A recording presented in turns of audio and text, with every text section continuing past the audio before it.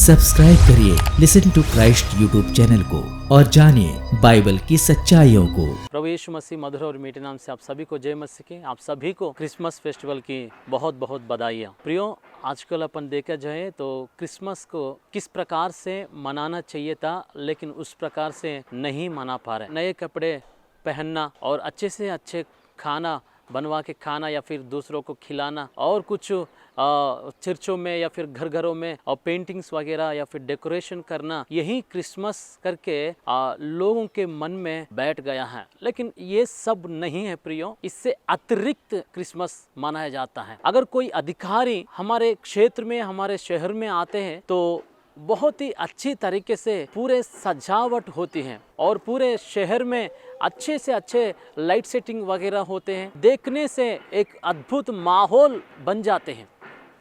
मैं आप लोगों को बता दूं, अमेरिका की माजी अध्यक्ष डोनाल्ड ट्रंप, उनकी बेटी इवांका ट्रंप हैदराबाद में आ चुकी हैं। जब वो आ रही थी, वो आने से कई दिन पहले से ही हैदराबाद शहर को पूरे नए सिरे से बनाना शुरू कर दिए हैं। मतलब इतने अच्छे तरीके से उसको सजावट हो चुके हैं। मतलब एक अधिकारी, वो भी माजी अध्यक्ष, और उसकी बेटी आ रही थी तो इतना कुछ डेकोरेशन हो जाते हैं। तो परमेश्वर की पुत्र, एकलौता पुत्र, इस संसार में आने वाला दिन को किस प्रकार सा सजावट होनी चाहिए। तो प्रियो, आप लोगों के सामने एक तारा को मैं लाना चाहता हूँ जिसके 5 कोने रहते हैं। तो आइए अपन परमेश्वर की वचन में से कुछ बातों को देखेंगे। मैं सबसे पहला कोने में आपके सामने माता मरियम को रखना चाहता हूँ, जो कि उन्होंने कुंवारी थी और कुंवारी होने के बावजूद भी परमेश्वर की अनुग्रह वो पा लिया। और उन दिनों में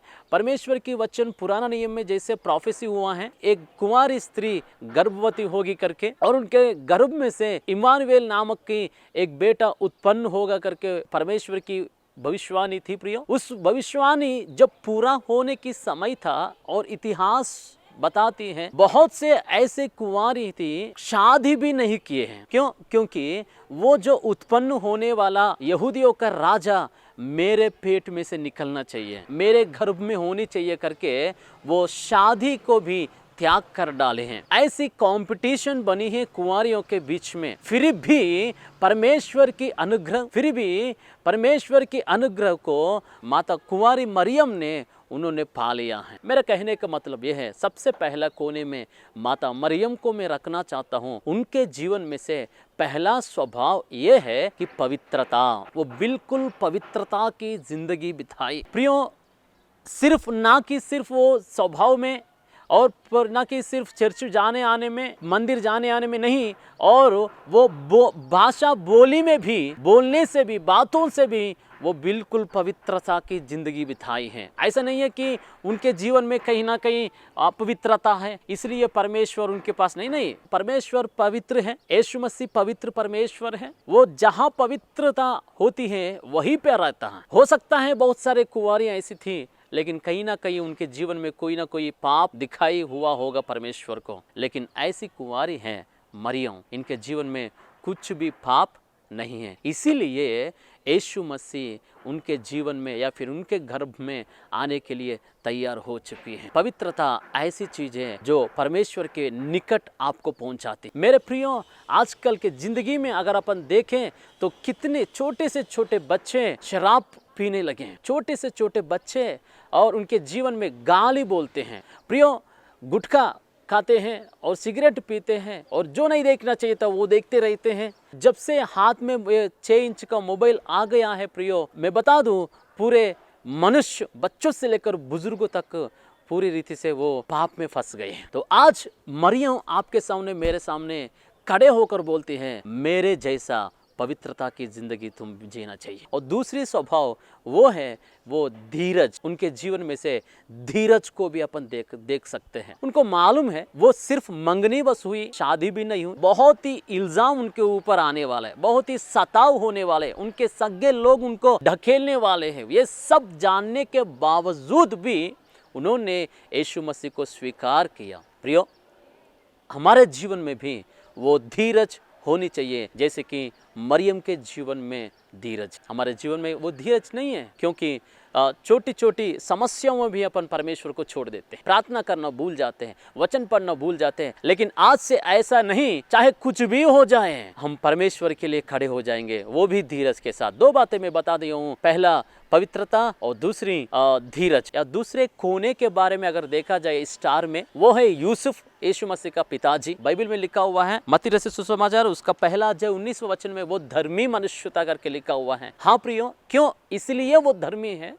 उनकी मंगनी हुई पत्नी, अभी शादी भी नहीं हुई, मंगनी बस हुई है, वो गर्भवती निकली है। वो जानने के बावजूद भी उन्होंने उसको बदनाम नहीं करना चाहा। लेकिन बाइबल में लिखा हुआ है, पुराना नियम में अगर अपन देखा जाए, जो कोई शादी से पहले व्यभिचार करते हैं या फिर गर्भवती होते हैं, उसको पत्थरवा करके मार दिया जाए। ये तो परमेश्वर की आज्ञा है, पत्थरों से मार मार के उसको खत्म करनी चाहिए। ये परमेश्वर की आज्ञा ही है। वो आज्ञा रहने के बावजूद भी इन्होंने उसको बदनाम, निंदा नहीं करना चाहा। प्रियो, कितने धर्मी हैं। अगर जरा सा गलती किसी का दिखाई दी तो अपन बहुत उनके सामने धर्मी बन जाते हैं, उसको शिक्षा, बड़ी बड़ी शिक्षा देते हैं। लेकिन नहीं प्रियो, परमेश्वर की वचन के अनुसार अपन किसी और के ऊपर इल्ज़ाम और बदनाम और उनके ऊपर जलन, ऐसे कोई स्वभाव हमारे जीवन में नहीं होनी चाहिए। ये बात अपन को यूसुफ सिखाता है, धर्मी अपन को भी बनना है। और दूसरी स्वभाव उन्हीं के जीवन में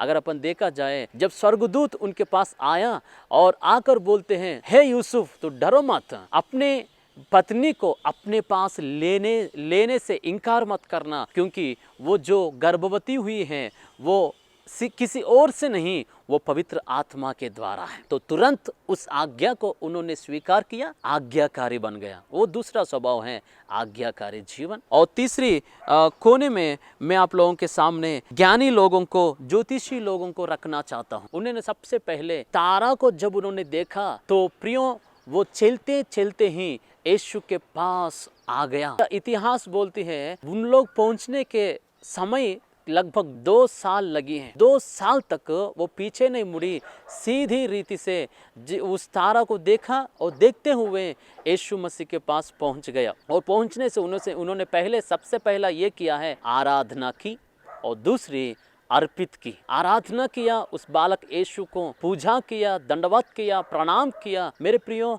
हमारे जीवन में आराधना एक ऐसा महत्वपूर्ण चीज है जिसके द्वारा दीवारें, यरीहो की दीवारें भी गिर पड़े हैं, जिसके द्वारा और शैतान की जो भी बंधनें साउल महाराज को पकड़ी हैं, ये बंधनें टूट पड़ी हैं, जिसके द्वारा पौलुस और सीला आराधना की, जिस आराधना के द्वारा उनके सारे बंधने टूट पड़े हैं प्रियो। और जिसके द्वारा मोशे दोनों हाथों को उठा करके आराधना की, अमालेकियों के ऊपर इजरायली लोगों ने विजय पा लिया। प्रियो, अब परमेश्वर की वचन में से ज्योतिषी लोगों ने कहा, ये सिखा रहा है अपन को आराधना करनी चाहिए, चाहे किसी भी समस्या में क्यों ना हो, परमेश्वर की आराधना और स्तुति, प्रशंसा, महिमा करने वाली बन सके। और दूसरी बात, अर्पित की, परमेश्वर की वचन के अनुसार अपन को भी क्या करना चाहिए, समर्पण करना चाहिए। हमारा जिंदगी को उनके सामने रखिए। उन्होंने सोना और लोभन और उन्होंने गंधरस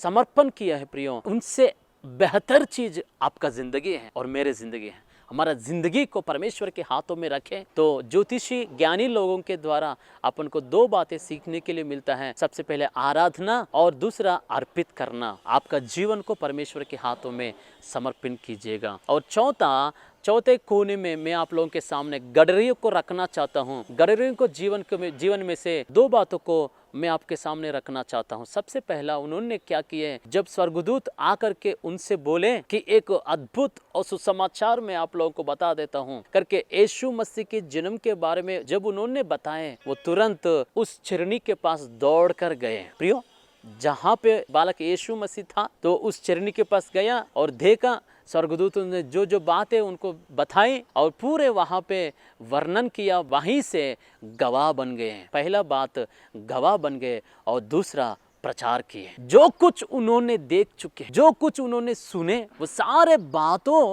बातें सारे लोगों को उन्होंने प्रचार के रूप में बता दिए हैं। प्रियो, क्या आप परमेश्वर की गवाह बन चुके हैं? हाँ, अपन गवाह तो बनते हैं, लेकिन कब? इतवार के समय बनते हैं या फिर 40 दिन के फास्टिंग डेज में, लेटर डेज में अपन गवाह बनते हैं या फिर और कोई दिन में, लेकिन हमेशा के लिए गवाह बननी चाहिए। चाहे कुछ भी हो जाए, प्रभु मैं आपके लिए खड़ा हूँ, मेरा जीना हो तो मसीह और मरना हो तो मेरे लिए लाभ है प्रभु करके अपन खड़े हो सकते हैं। और दूसरी बात, प्रचार करनी चाहिए। आप तो प्रभु को जान लिए, पा लिए, लेकिन दूसरे नहीं जाने। दूसरे लोगों के लिए आपका जिंदगी एक नमूना होनी चाहिए, एक मॉडल होनी चाहिए। आपको देख करके वे प्रभु को स्वीकार करनी चाहिए। उस प्रकार का जिंदगी आपको जीना पड़ेगा प्रियो, एक मसीह होने के नाते। इसलिए ये चौथे कोने में मैं गडरियों को रख दिया हूँ। गडरियों के जीवन में से गवाह बनना और दूसरा प्रचार करना अपन सीख चुके हैं। और पांचवी बात मैं आपके सामने रख करके मेरा संदेश को समाप्त करता हूँ। एक नेगेटिविटी रोल को मैं आपके सामने दिखाना चाहता हूँ, वो है राजा हेरोदस। राजा हेरोदस उन्होंने क्या किए हैं, दो बात उनके जीवन में से भी मैं दिखाना चाहता हूँ। सबसे पहला, उन्होंने बालक यीशु को इनकार किए और दूसरा विरोध किए। हाँ प्रियो, परमेश्वर की वचन को कई बार अपन सुनते तो जरूर, लेकिन इनकार करते हैं। परमेश्वर की वचन के अनुसार अगर आप नहीं चलते हैं, इसलिए नहीं चलते क्योंकि आप इनकार करते हो, उनकी बातों को आप नेग्लेक्ट करते हो, इसलिए आप उनके वचन के अनुसार नहीं चलते हैं। लेकिन अपन इनकार नहीं, स्वीकार करने वाला बन सके। और दूसरी बात, वो विरोध किए, बल्कि ये खुशी की बात है, एक महाराजा, एक राजकुमार संसार में आए हैं, वही यहूदियों का राजा बन गया, वो खुद उन्हीं के राज्य में पैदाइश हुए।